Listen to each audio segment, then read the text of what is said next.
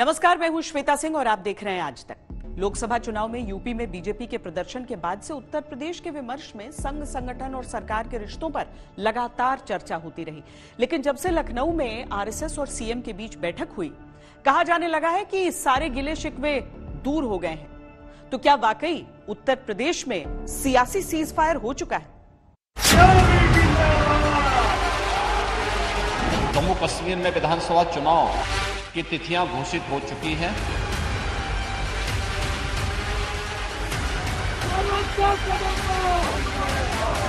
कांग्रेस ने national conference के साथ गठबंधन करके फिर से अपने राष्ट्र विरोधी मंसूबों को देश के सामने रख दिया है।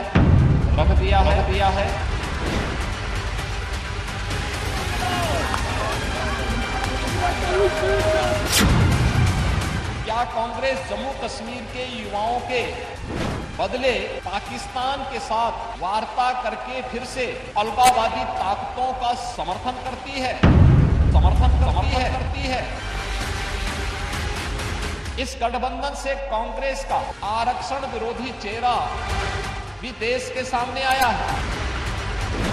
जम्मू कश्मीर के चुनावी चक्रव्यूह से लेकर यूपी के उपचुनावों की टेंशन तक, विपक्ष पर करारे वार से लेकर सरकारी कर्मचारियों की पेंशन तक योगी आदित्यनाथ फुल फॉर्म में हैं।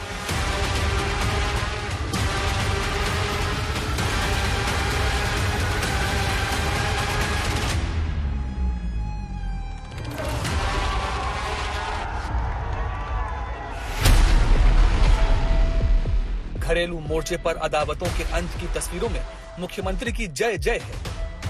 वर्तमान में हमारे मुख्यमंत्री योगी आदित्यनाथ जी के नेतृत्व में भी न राम भक्ति से समझौता है, न राष्ट्र भक्ति से समझौता है। पूज्य अटल जी के पद चिन्हों पर देश की सरकार और बाबूजी के पद चिन्हों पर उत्तर प्रदेश की सरकार चल रही है।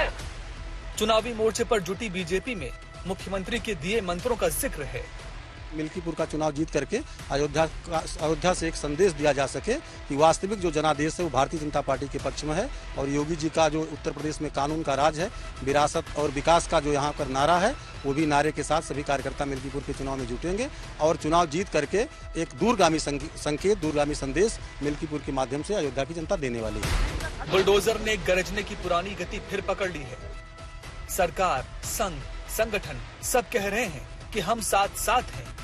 संगठन की दृष्टि से अपनी पूरी तैयारी हम नीचे बूथों पर कर रहे हैं और सदस्यता अभियान के माध्यम से हमारी जो योजनाएं हम लगातार उन क्षेत्रों में, उन 10 क्षेत्रों में भी प्रदेश के साथ घर घर जाएंगे। हमने पूरा संगठन का स्ट्रक्चर अपना खड़ा कर लिया है। यूपी के मोर्चे पर योगी आदित्यनाथ बीजेपी नेतृत्व का झंडा थामे सबसे आगे खड़े हैं। जो मतभेद थे वो मिटते दिख रहे हैं। मनभेद की बातें भी किनारे लगी हैं। दरारों में समन्वय का सीमेंट भरने में संघ, संगठन और सरकार तीनों जुटे हैं। लोकसभा चुनाव के नतीजों के बाद यूपी बीजेपी के आत्मविश्वास की गाड़ी जो पटरी से उतरी हुई दिख रही थी, उसे फिर से पटरी पर लाकर दौड़ाने की कवायदें चल रही हैं। संगठन से सरकार तक, सरकार से प्रचार तक, मुख्यमंत्री योगी रणनीति के केंद्र में। विधायक हो या विधान परिषद सदस्य, लोकसभा के हमारे माननीय सांसद हो या फिर राज्यसभा के माननीय सांसद, इन सबको संगठन के साथ बेहतरीन तालमेल बना करके संगठन जिसको तय करे उसके साथ खड़ा होकर के प्राणपण से जुट करके कमल चुनाव चिन्ह को विजयी बनाने के संकल्प के साथ अगर हम आगे बढ़ेंगे तो आपका भी सम्मान होगा, सर्वत्र सम्मान भी मिलेगा। 27 की सत्ता का सेमीफाइनल कहे जाने वाले 10 सीटों के उपचुनाव की रणभेरी बजने को है। संघ ने बीजेपी को भरोसा दिया है कि नीति से रणनीति तक, रणनीति से प्रचार की राजनीति तक साथ चलेंगे। बीजेपी पुराने तेवरों में लौटती दिख रही है तो विपक्ष ने भी बढ़ती चुनौती के मद्देनजर सियासत का अध्याय खोल दिया है। बीजेपी से मुक्ति होने का मतलब है तमाम परेशानियां, दुख, संकट से मुक्ति होना।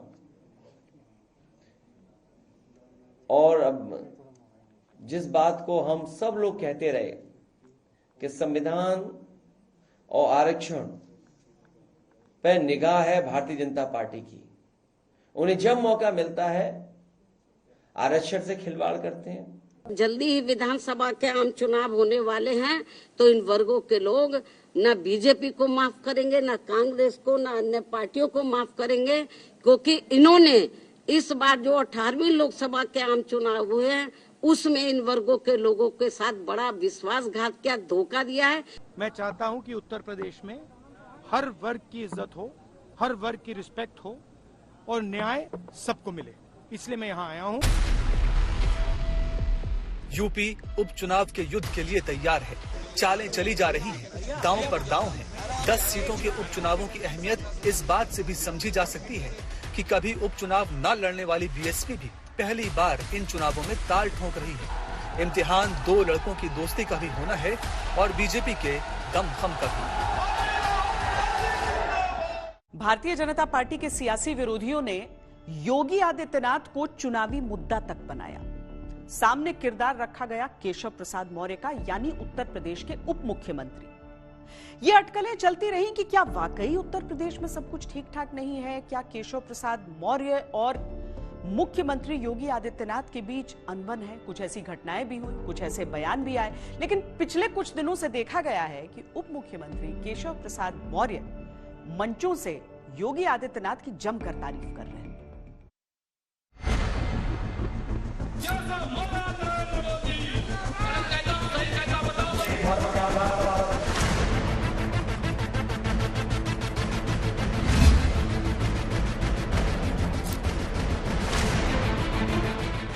तस्वीरें बता रही हैं कि हाथ तो मिले हैं, सवाल यह है कि क्या दिल भी मिले। देश में मुख्यमंत्री योगी आदित्यनाथ जी जैसा दूसरा मुख्यमंत्री है क्या?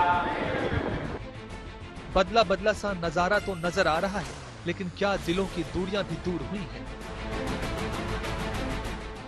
राजनीति में संकेत बहुत मायने रखते हैं। संकेतों की भाषा को ही डिकोड करें तो सवाल लाजमी है कि क्या आपसी खटास की जो खबरें सुनाई देती थी, अब वो गाथा समाप्त हुई? जब आकाशवाणी होती है तो फिर सब लोग अपने रास्ते बदलते ही।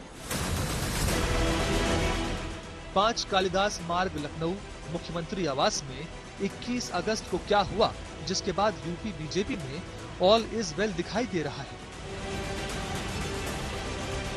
यही योगी है, यही केशव है, यही सरकार है, यही संगठन है, लेकिन तस्वीर बदल गई है। टकराव की जगह समन्वय है। संगठन सरकार से बड़ा है। संगठन से बड़ा कोई नहीं होता है। संगठन सरकार से बड़ा है, बड़ा था, बड़ा रहेगा। लोकसभा चुनाव में मिली हार के बाद केशव प्रसाद मौर्य के तेवर बीजेपी को बेचैन कर रहे थे। अलग अलग बैठकें, अलग अलग विचार, दिल्ली से लखनऊ, लखनऊ से दिल्ली तक की दौड़ें चल रही थी। लेकिन जो तस्वीर अब दिखनी शुरू हुई है, उसके आसार भी धीरे धीरे बनने शुरू हो गए थे। जो डिप्टी सीएम केशव योगी सरकार से आरक्षण पर जवाब मांग रहे थे, वो सरकार की तारीफों के कसीदे पढ़ने लगे थे। जब उत्तर प्रदेश में सरकार बनी, जो सुशासन, जो विकास, जो भ्रष्टाचार से मुक्ति, जो राष्ट्रवादी, राष्ट्रभक्ति का मामला हो चाहे राम भक्ति का मामला हो, उससे उस समय भी समझौता नहीं किया गया। और आज वर्तमान में हमारे मुख्यमंत्री योगी आदित्यनाथ जी के नेतृत्व में भी न राम भक्ति से समझौता है, न राष्ट्रभक्ति से समझौता है। बाबूजी के पद चिन्हों पर, पूज्य अटल जी के पद चिन्हों पर देश की सरकार और बाबूजी के पद चिन्हों पर उत्तर प्रदेश की सरकार चल रही है। दुनिया में मोदी जी जैसा नेता कोई दूसरा है क्या? देश में मुख्यमंत्री योगी आदित्यनाथ जी जैसा दूसरा मुख्यमंत्री है क्या? तो जब देश का नेता हमारा दुनिया का सबसे शक्तिशाली, प्रभावशाली, और प्रदेश के हमारे मुख्यमंत्री जब पूरे देश के मुख्यमंत्रियों की तुलना होती है उसमें सबसे अच्छा काम उनकी अगुवाई में किया जा रहा है, तो पीछे होना चाहिए कि आगे होना चाहिए? आरएसएस की एंट्री के बाद ऐसा क्या हुआ कि केशव प्रसाद मौर्य की बोली बदल गई?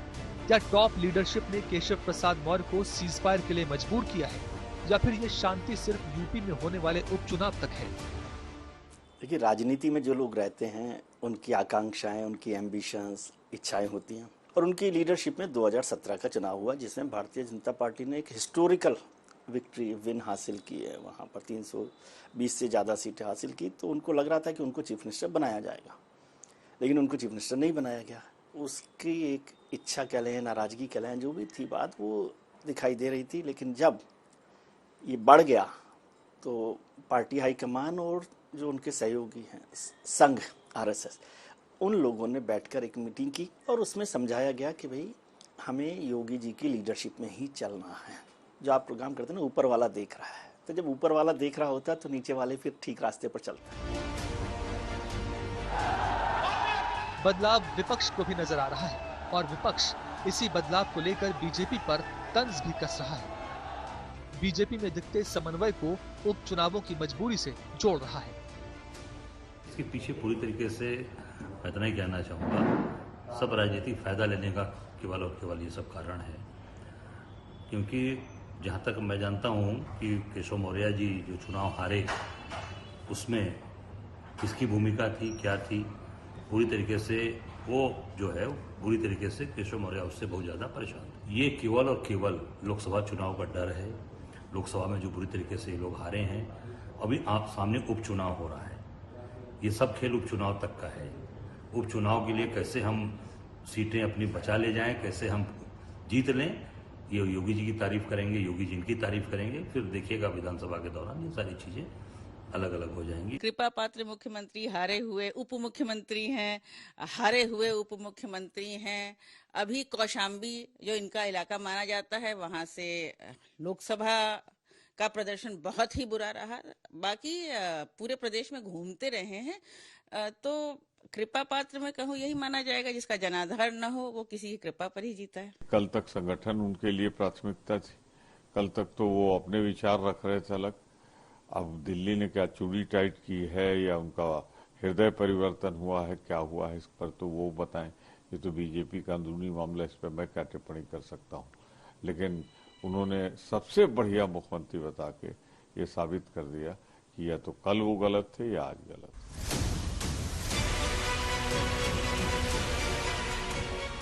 बताया जा रहा है कि संघ, संगठन और सरकार की बैठक के बाद बीजेपी के जनाधार को बढ़ाने और संगठन की मजबूती पर जोर देने की जो बातें हुई, उसके बाद ही यूपी बीजेपी में बदलाव नजर आ रहा है।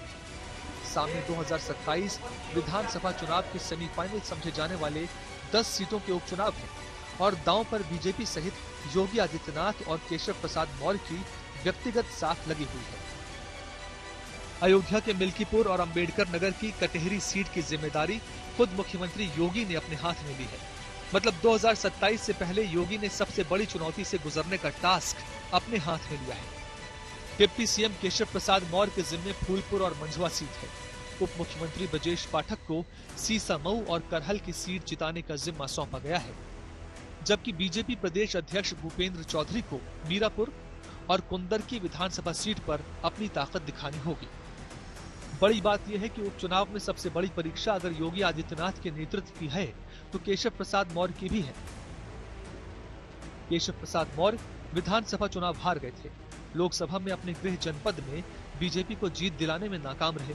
यानी चुनाव की कसौटी पर केशव प्रसाद मौर्य का स्ट्राइक रेट ठीक नहीं है। दिखता तो है कि यूपी बीजेपी में संगठन और सरकार ने मिलकर आपसी मतभेदों को भुलाकर चुनाव की तैयारी तेज कर दी है, लेकिन दरारें पूरी तरह भर चुकी हैं या सिर्फ कुछ समय के लिए रिपेयरिंग हुई है, इसका असर लंबे समय तक के लिए बीजेपी पर देखने को मिलता रहेगा। विरोधियों की तरफ से कहा जाएगा ये केवल बयान है और बयानों का क्या, यानी विरोधियों की ओर से इशारा ये होता रहेगा कि खटपट अभी जारी है, लेकिन सीधे तौर पर एक और घटनाक्रम पर ध्यान दीजिए। एक तरफ ये बयान और दूसरी तरफ बुधवार को हुई संघ के साथ बैठक, जिसने बहुत चीजों को बदला है।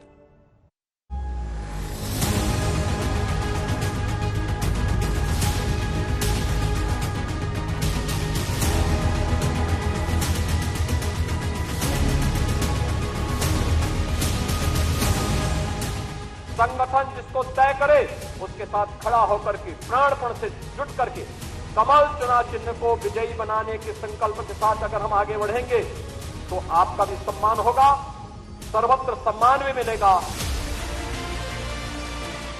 लोकसभा चुनाव में लड़खड़ाई बीजेपी यूपी में अपने पुराने रसूख को पाने की दिशा में हर कदम बढ़ा रही है। जो कमियां थी उनकी समीक्षा, जो दूरियां थी उन्हें भरने के भरसक प्रयास हो रहे हैं। बहुत दिन बाद लखनऊ में संघ, सरकार और संगठन एक साथ मंच पर आए ताकि संकेत निकले कि अब सब ठीक है और संदेश निकले कि हम साथ साथ हैं। मुझे नहीं लगता कि कभी उन दोनों में कोई झगड़ा था।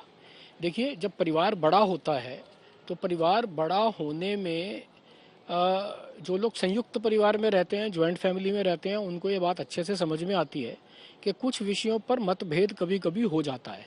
वो मतभेद ही होता है, वो मनभेद नहीं होता। और संगठन में, लोकतांत्रिक संगठनों में, बड़े संगठनों में सबको अपनी बात कहने का अधिकार होना चाहिए। वो अधिकार भाजपा, संघ, सब संगठनों में वो अधिकार है। अपनी बात सब कहते हैं, ऊपर नीचे दाएं बाएं सब जगह किसी भी विषय पर खूब चर्चा होती है, डिस्कशंस होते हैं, और उसके बाद जो कंसेंसस बन जाता है, जो सामूहिक निर्णय होकर के कंसेंसस बनता है, उसके इम्प्लीमेंटेशन के लिए सब लोग लगते हैं।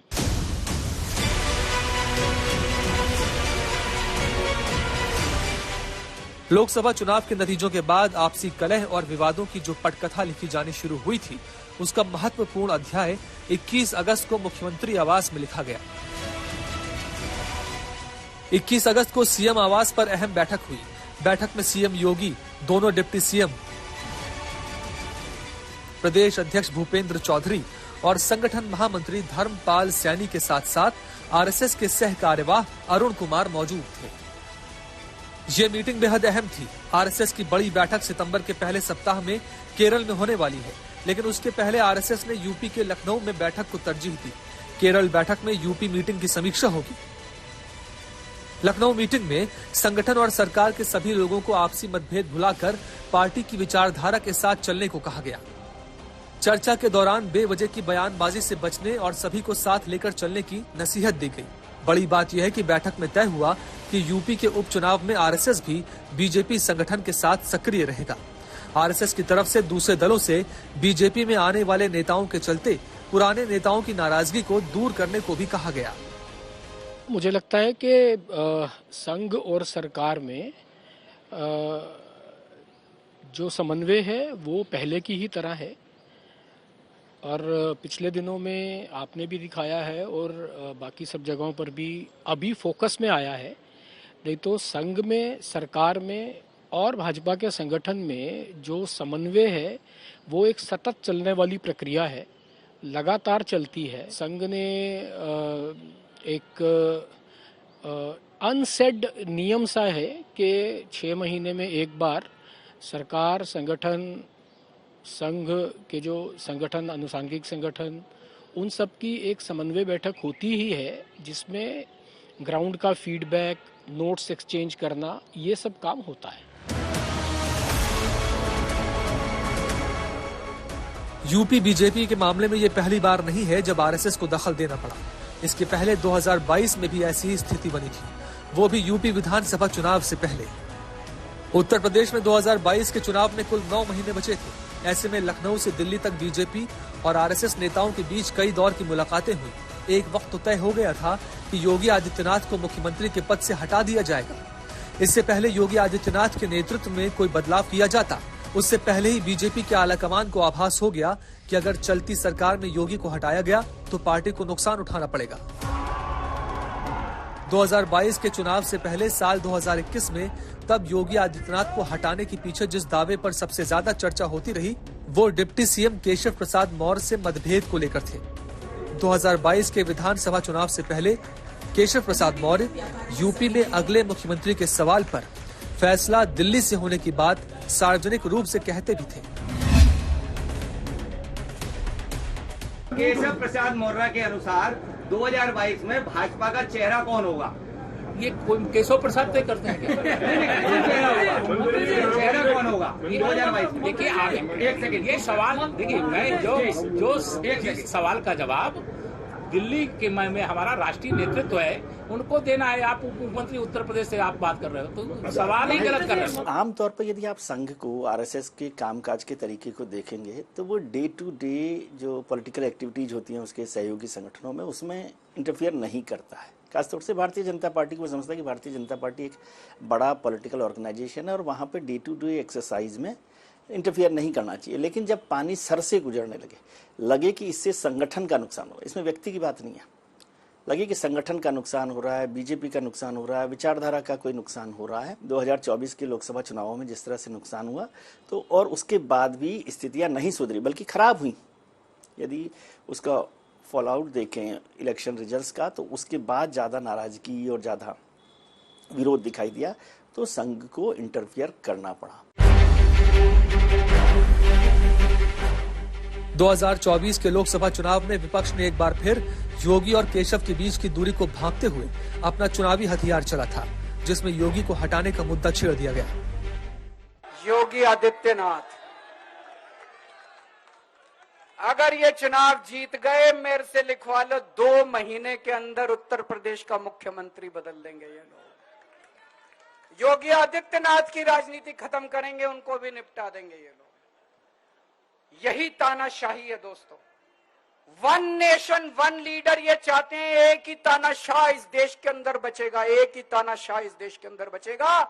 योगी जी को लेकर एक बात केजरीवाल जी ने कही कि उनको नहीं बनाना चाहते, 2 महीने बाद उनको हटा दिया जाएगा, और योगी जी ने कहा कि उनका दिमाग खराब। देखिए, मैं ये नहीं जानता हूं, लेकिन मैं ये नहीं, और हम सब ने ये देखा है, मध्य प्रदेश में शिवराज सिंह चौहान जी की योजना की वजह से सरकार बनी, लाडली योजना की वजह से सरकार बनी, उन्हें हटा दिया। मध्य प्रदेश में जो चीफ मिनिस्टर का चेहरा था, उन्हें चीफ मिनिस्टर नहीं बनाया। तो ऐसे तमाम उदाहरण हैं जहां ये लगता है कि भारतीय जनता पार्टी जिस पे भरोसा नहीं करती है, उसको दोबारा कुर्सी पे नहीं बैठाते हैं। आपको लगता है योगी? सोचिए, आप खुद सोचिए। इन बयानों का कितना असर पड़ेगा, ये नतीजों से झलकता है। नतीजों के बाद दोनों बड़े नेताओं की अदावत खुलकर किस तरह सामने आ रही थी, वो भी साफ देखा गया। ये अध्याय यहीं समाप्त है या कथा बाकी है, ये यूपी की राजनीति आगे बताती रहेगी। उत्तर प्रदेश में 10 विधानसभा सीटों पर उपचुनाव होने, 5 सीटें उनमें से समाजवादी पार्टी के पास हैं, तो आरएलडी निषाद पार्टी की 1-1 सीट है, जबकि बीजेपी की अपनी 3 सीटें हैं। लेकिन बीएसपी और कांग्रेस ने भी जीत के लिए पूरी ताकत झोंक दी है। बीएसपी अलग है, लेकिन कांग्रेस समाजवादी पार्टी साथ हैं और सबने मिलकर उपचुनाव को दिलचस्प बना दिया है। नफरत के बाजार में मोहब्बत की दुकान हम खोलना चाहते हैं, इज्जत से, रिस्पेक्ट से, भाईचारे से।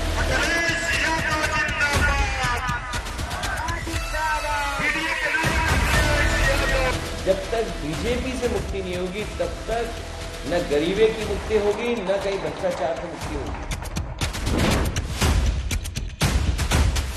उनका पीडीए पिछड़ों को, दलितों को धोखा देने के लिए है, और उसका जवाब जो भी अब चुनाव होंगे उसकी जनता देगी। जीत का एक सिलसिला जो 14, 17, 19, 22 उपचुनावों में बना रहा, यही मोमेंटम 2027 में भी बनेगा।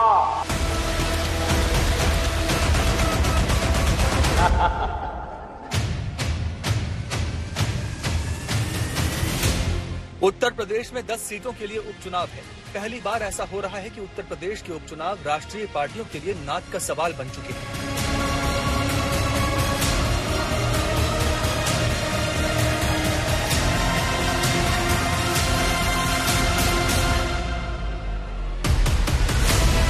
बीजेपी के लिए यह चुनाव एक बड़ी अग्नि परीक्षा साबित हो सकता है। राज्य में योगी आदित्यनाथ की सरकार की लोकप्रियता को परखने का ये एक महत्वपूर्ण मौका होगा, खासकर तब जब बीजेपी को पिछले लोकसभा चुनाव में उत्तर प्रदेश में जोर का झटका लगा है। जब हम लोग ये मान करके चलते हैं कि आत्मविश्वास में कि हम तो जीत ही रहे हैं, तो स्वाभाविक रूप से वहां पर कहीं न कहीं हमें खामियाजा भी भुगतना पड़ता है। जिन 10 सीटों पर उपचुनाव होने हैं वो हैं करहल, मिल्कीपुर, कटहरी, कुंदरकी, खैर, गाजियाबाद सदर, मीरापुर, फूलपुर, मझवा और सीसामऊ। 10 सीटों में से 5 सीटें बीजेपी और उसके सहयोगी दलों के पास थी, जबकि बाकी 5 सीटें समाजवादी पार्टी के पास थी। बीजेपी आपसी मतभेद भुलाकर, एकजुट होकर और पूरी ताकत लगाकर नतीजों को अपने पक्ष में मोड़ने के लिए मैदान में डटी है, लेकिन विपक्ष की तैयारियों पर भी पूरी नजर है। कांग्रेस के लिए राहुल गांधी खुद कमान संभाल चुके हैं। मायावती पहली बार उपचुनाव में अलग ताल ठोक रही हैं। योगी आदित्यनाथ हर दूसरे दिन रैलियां कर रहे हैं और अखिलेश यादव बीजेपी के लिए रोजाना नया चक्रव्यूह तैयार कर रहे हैं। करहल से मिल्कीपुर तक और कटहरी से गाजियाबाद तक चुनाव का रंग चटक हो गया है। उत्तर प्रदेश को जो नई पहचान बनी है, उत्तर प्रदेश जो पहले छठी अर्थव्यवस्था थी, आज देश की नंबर 2 की अर्थव्यवस्था बन चुकी है और तेजी के साथ उभरती हुई अर्थव्यवस्था के रूप में अपने आप को स्थापित कर रही है। उत्तर प्रदेश का जो परसेप्शन बदला है, आज आप देश और दुनिया के अंदर कहीं जाते होंगे, लोग उत्तर प्रदेश के नाम पर आपको सम्मान देते होंगे। इस सम्मान को बरकरार रखने के लिए जीत के सिलसिले को फिर से आगे बढ़ाने की आवश्यकता है। 10 सीटों पर जीत हार का यूपी सरकार की सेहत पर कोई असर नहीं होगा, लेकिन उपचुनाव में यूपी ने न तो कभी इतने चेहरे देखे, न इतनी चतुराई देखी, न इतने पैंतरे देखे और न ऐसा संग्राम। ऐसा माना जाता है कि उपचुनाव वो पार्टी जीती है जो सरकार में है। दूसरा, भारतीय जनता पार्टी के लिए और खासतौर से मुख्यमंत्री योगी आदित्यनाथ जी के लिए जरूरी है कि इन उपचुनावों में बेस्ट परफॉर्म करें, क्योंकि जो लोकसभा चुनाव हुए उसके नतीजों से पार्टी में बड़ा एक निराशा का भाव है। और खासतौर से एक सीट को जिक्र में करता हूँ, मिल्कीपुर सीट जो अयोध्या में फैजाबाद लोकसभा सीट में आती है। बीजेपी को यूपी में सबसे बड़ा सेटबैक लगा फैजाबाद सीट हारने का, यानी अयोध्या की सीट को हारने का। अयोध्या सीट है वो जहाँ पर राम मंदिर का निर्माण हुआ और उसी पर अवधेश जो पासी सांसद बने समाजवादी पार्टी के, उन्हीं की विधानसभा सीट है मिल्कीपुर। इसलिए योगी जी ने खुद उस सीट की जिम्मेदारी ली कि मैं इसको जिताऊंगा। उत्तर प्रदेश का चुनावी इतिहास कहता है कि मायावती हमेशा उपचुनाव से दूर रहती थी, लेकिन इस बार लड़ाई के मैदान में मायावती भी है। बीएसपी प्रमुख मायावती ने इस बार उपचुनाव में अपने भतीजे आकाश आनंद के नेतृत्व में मोर्चा संभाला है। अपने मूलभूत संवैधानिक आरक्षण के अधिकारों को खत्म होने से बचाने के लिए एकजुट होकर इसके विरुद्ध अपनी आवाज एक संवैधानिक और शांतिपूर्वक तरीकों से पूरी जोरदारी से उठाएं, वरना अब इस देश के एससी व एसटी वर्गों के लोगों को हमेशा के लिए आरक्षण से वंचित कर दिया जाएगा। फिर वो चाहे नौकरियों में आरक्षण हो या किसी राजनीतिक पद के लिए हो, जैसे कि एमपी व एमएलए आदि के लिए हो। इस चुनाव को कोई मुकुट ऊंचा करने के लिए लड़ रहा है, कोई लड़ रहा है आधार बढ़ाने के लिए, तो कोई लड़ रहा है अस्तित्व बचाने के लिए। राहुल गांधी भी लगातार उत्तर प्रदेश का दौरा कर रहे हैं, क्योंकि कांग्रेस जानती है अगर लोकसभा के बाद विधानसभा चुनाव में भी पार्टी करिश्मा कर गई तो यूपी का द्वार खुल जाएगा। मैं यहाँ दलितों की रक्षा करने आया हूँ, उनकी बात उठाने आया हूँ, इसलिए मैं डिस्ट्रैक्शन अलाउ नहीं करूँगा। उपचुनाव की तारीखों का ऐलान भले ना हुआ हो, लेकिन अखिलेश यादव अभी से माइंड गेम शुरू कर चुके हैं। केशव जी भी कर रहे हैं स्वागत। देखिए, आप अननेसेसरी अपने चैनल चलाने के लिए उनका नाम मत लिया करो। वो कुछ है ही नहीं। वो क्या है, मुख्यमंत्री डांट देंगे तो अभी चुप हो जाएंगे 2 मिनट में। सच्चाई है, मुझे किसी ने बताया कि अगर वो डांट दे मुख्यमंत्री जी तो पता ही लगेगा वो डिप्टी सीएम है कौन। और नहीं मानते आप पता कर लेना। उपचुनाव के ऐलान से पहले ही चालें चली जा रही हैं, राजनीति के दांव पेच जारी हैं। हर किसी की निगाह में उपचुनाव 2027 के संग्राम का पहला द्वार है। जो पहला द्वार भेदेगा 27 में उसकी जय जयकार हो सकती है। एनसीआरबी का आंकड़ा कहता है कि 2023 में भारत में हुए कुल अपराध में उत्तर प्रदेश में 11.28% अपराध था, जबकि क्राइम रेट के हिसाब से देश में यूपी का 20वां स्थान है। आंकड़े कहते हैं कि योगी राज में अपराध के आंकड़ों में कमी आई है। अयोध्या गैंगरेप केस में आरोपी समाजवादी पार्टी के नेता के अवैध कॉम्प्लेक्स पर बुलडोजर चल गया और करोड़ों की संपत्ति ढेर में बदल गई। वहीं कन्नौज में समाजवादी पार्टी के पूर्व नेता नवाब सिंह यादव के एक रिश्तेदार के कोल्ड स्टोरेज पर बुलडोजर वाला एक्शन हुआ।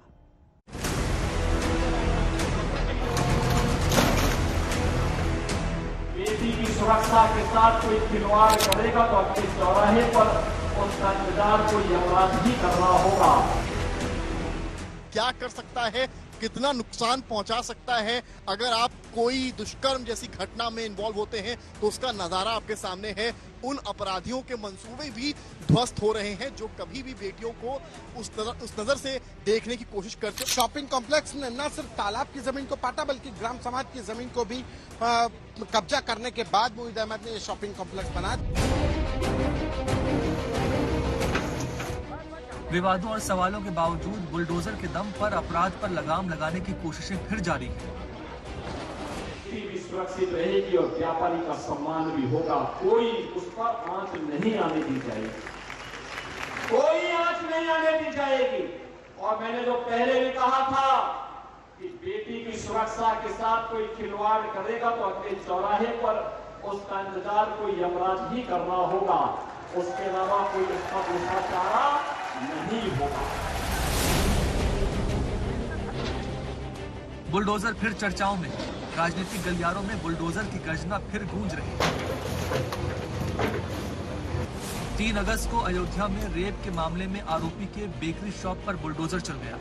22 अगस्त को अयोध्या में रेप के आरोपी का अवैध कॉम्प्लेक्स मिट्टी में मिल गया। 22 अगस्त को कन्नौज में रेप के आरोपी के रिश्तेदार का अवैध कोल्ड स्टोरेज ध्वस्त हो गया। ये कानून व्यवस्था का योगी मॉडल है, जहां अपराध का एनकाउंटर, अपराधियों का सरेंडर, पलवाइयों से वसूली, बुलडोजर का एक्शन, हर क्राइम पर हर कार्रवाई एक खास अंदाज में होती है। जो जिम खुले थे, जो तमाम दफ्तर खुले थे, तमाम दुकानें थी, उनके ध्वस्तीकरण, पूरा कॉम्प्लेक्स गिराया जाएगा। पूरा जो इमारत है, जो जमीन पर कब्जा करके, सरकारी जमीन को कब्जा करके बनाया गया था, उसको पूरे को गिराया जाएगा। दूसरी तरफ आपको मैं बताऊं कि ये मोहिद अहमद की वो बेकरी की फैक्ट्री है। ये बेकरी की फैक्ट्री जो 3 अगस्त को अयोध्या जिला प्रशासन ने ध्वस्त की थी और इसी जगह पर वो घटना स्थल भी बताया गया जहां पे पीड़िता को बुलाया गया और वहां पर उसके साथ बलात्कार किया गया। इस पर पहले एक्शन हुआ, ये भी जमीन कब्जा करके बनाई गई थी।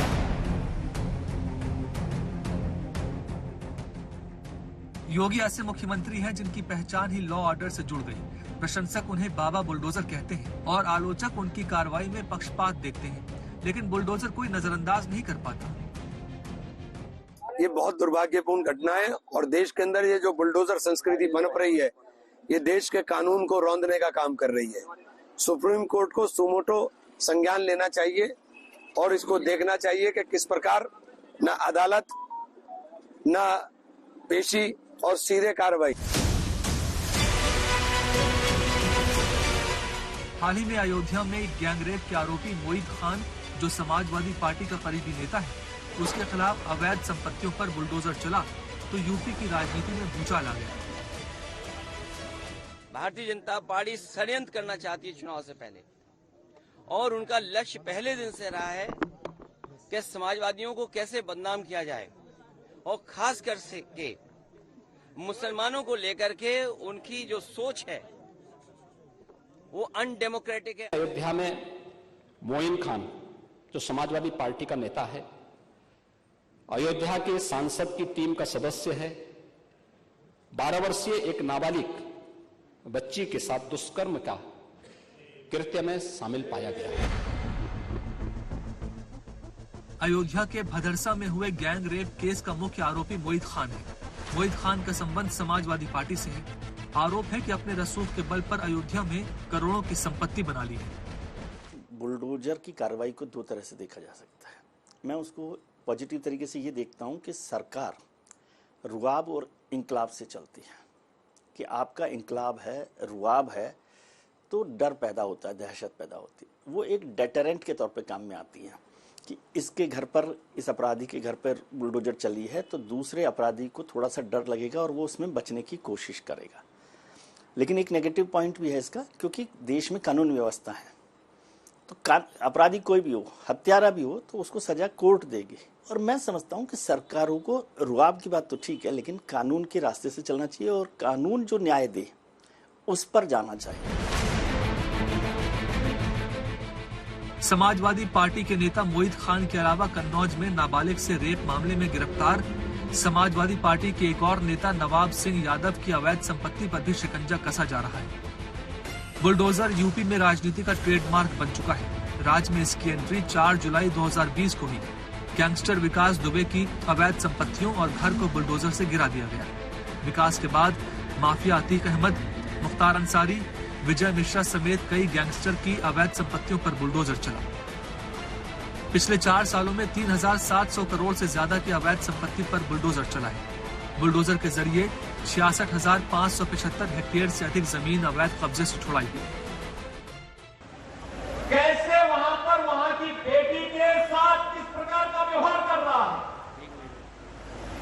कैसे वहां उनकी पार्टी का नेता मोइन खान अयोध्या में एक निषाद बेटी के साथ किस प्रकार का व्यवहार करता है, और कैसे इनके द्वारा लखनऊ में इनके नेताओं के द्वारा लखनऊ में एक बेटी के साथ दुर्व्यवहार करने का दुस्साहस किया जाता है, और जब उस पर कार्रवाई होती है तो समाजवादी पार्टी के मुखिया बड़ी बेशर्मी के साथ उन दुष्कर्मियों के साथ खड़े होते हुए दिखाई देते हैं।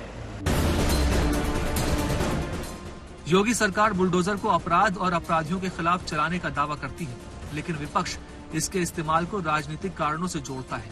योगी का बुलडोजर मॉडल यूपी से बाहर भी कई राज्यों की सरकारों में अब देखने को मिलने लगा है। इंडिया टुडे के मूड ऑफ द नेशन सर्वे के अनुसार प्रधानमंत्री नरेंद्र मोदी की लोकप्रियता बरकरार है और उत्तर प्रदेश के मुख्यमंत्री योगी आदित्यनाथ का जादू भी काफी हद तक बरकरार है। योगी आदित्यनाथ को देश के सबसे बेहतर मुख्यमंत्रियों में से एक माना गया है। हालांकि उनकी लोकप्रियता में प्रतिशत के हिसाब से थोड़ी सी कमी जरूर दिखती है, लेकिन बेस्ट सीएम अभी भी योगी आदित्यनाथ को ही जनता मानती है।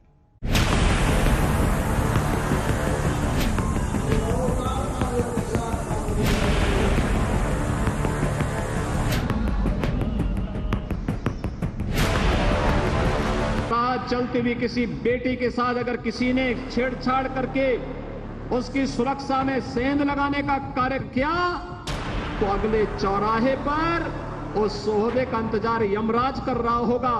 उनको भय है कि अगर इन गरीब कमजोर लोगों के पक्ष में इन्होंने आवाज निकाली, इनका वोट बैंक खिसक जाएगा।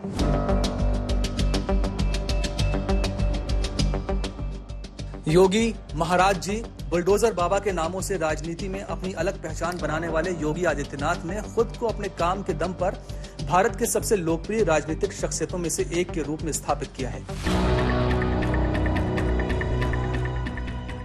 सत्यनिष्ठा शासक, सख्त प्रशासक, हार्ड टास्क मास्टर, मजबूत हिंदुत्ववादी नेता, ये बातें योगी आदित्यनाथ की छवि को और मजबूत करती हैं।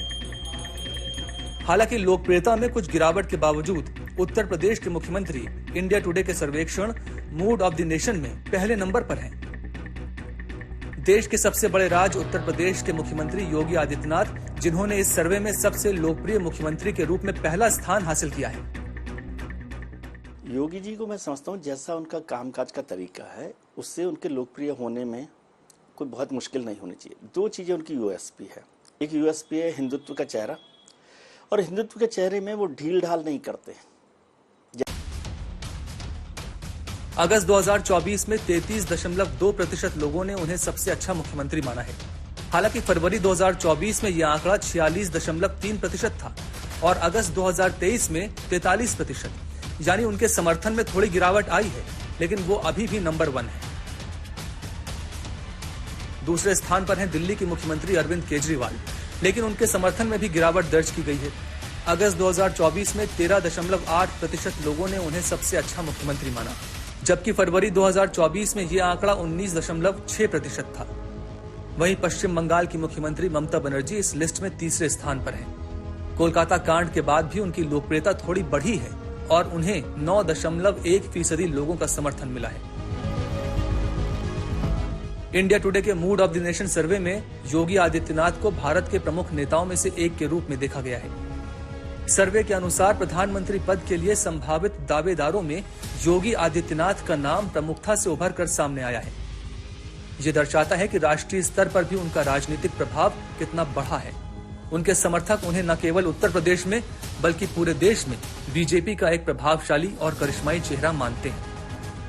इस सर्वेक्षण में यह भी सामने आया कि योगी आदित्यनाथ की लोकप्रियता ग्रामीण और शहरी दोनों क्षेत्रों में है। उनकी छवि एक ऐसे नेता के रूप में उभर रही है जो भारत के हिंदुत्व विचारधारा को मजबूती से आगे बढ़ाती है और देश को एक नई दिशा में ले जा सकती है। 1.5 करोड़ हिंदू किस तरीके से बांग्लादेश के अंदर आज चिल्ला चिल्ला करके अपने आप को, अपनी अस्मिता को बचाने के लिए गुहार लगा रहे हैं और दुनिया के मुंह सिले हुए हैं। योगी आदित्यनाथ का भारतीय राजनीति में उदय केवल एक राजनेता का उदय नहीं है, बल्कि एक विचारधारा का उदय माना जाता है, जिसमें हिंदुत्व, राष्ट्रवाद और विकास तीनों का समावेश है, जो उन्हें बीजेपी और राष्ट्रीय राजनीति में एक महत्वपूर्ण स्थान दिलाती है। उनके निर्णय लेने की क्षमता, विवादों से निपटने की शैली और एक मजबूत प्रशासक की भूमिका उन्हें भविष्य का प्रमुख नेता बना सकती है। मुख्यमंत्री योगी आदित्यनाथ के सामने एक और चैलेंज है, चुनौती है पेपर लीक रोकने की, नकल माफियाओं पर सख्त लगाम लगाने की, क्योंकि उत्तर प्रदेश में पुलिस भर्ती परीक्षा शुरू हो गई है जो 31 अगस्त तक चलेगी। 2017 से 2024 के बीच 8 बार यूपी में परीक्षाओं के पेपर लीक हो चुके हैं। इस बार परीक्षा के पहले चरण में कोई भी इस तरह की खबर नहीं आई कि कहीं पेपर लीक हुआ या किसी तरह की धांधली हुई, लेकिन अभी इम्तिहान बाकी है।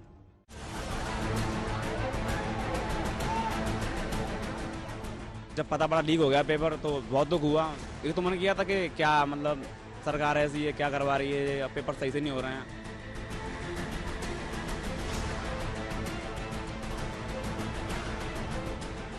शायद इस बार आशा है कि इस बार सुरक्षा को देखते हुए इस बार शायद पेपर लीक नहीं हो सकता है। बहुत अच्छा इंतजाम किया है बाबा ने। जो दलाल हैं उन पर कड़ी सख्ती से कार्रवाई करने का वो लिया है। 9:30 के बाद किसी भी प्रकार की कोई एंट्री नहीं दी जाएगी। महाविद्यालय के गेट बंद हो जाएंगे। कोई भी परीक्षार्थी जो परिसर के आसपास है अपनी एंट्री सुनिश्चित कर ले। स्कूलों के बाहर कतार में खड़े ये वो छात्र हैं जो सरकार से गारंटी चाहते हैं कि इस बार परीक्षा रद्द ना हो, और यही गारंटी सरकार के लिए सबसे बड़ी चुनौती है, और वो भी उपचुनाव से पहले। लोकसभा चुनावों के नतीजों के बाद सीएम योगी के सामने सिपाही भर्ती परीक्षा बड़ी चुनौती है। अब वे न घर के रहेंगे न घाट के रहेंगे, क्योंकि अब तो सरकार जब अपनी कार्रवाई कर रही है तो बहुत बड़ी कार्रवाई हम लोग ऐसे तत्वों के खिलाफ करेंगे जो युवाओं के भविष्य के साथ खिलवाड़ करेंगे। और कार्रवाई भी ऐसी होगी क्योंकि हम लोग जब कार्रवाई करते हैं तो उसको एक ऐसा प्रस्तुत करते हैं वो नजीर बन जाए। 48 लाख परीक्षार्थी, खाली पद 60,244। अब की बार परीक्षा सिर्फ 48 लाख युवा ही नहीं दे रहे हैं, बल्कि उत्तर प्रदेश की सरकार और पुलिस की भी परीक्षा चल रही है। परीक्षा उनके लीक प्रूफ संचालन की। परीक्षा 31 अगस्त तक चलेगी।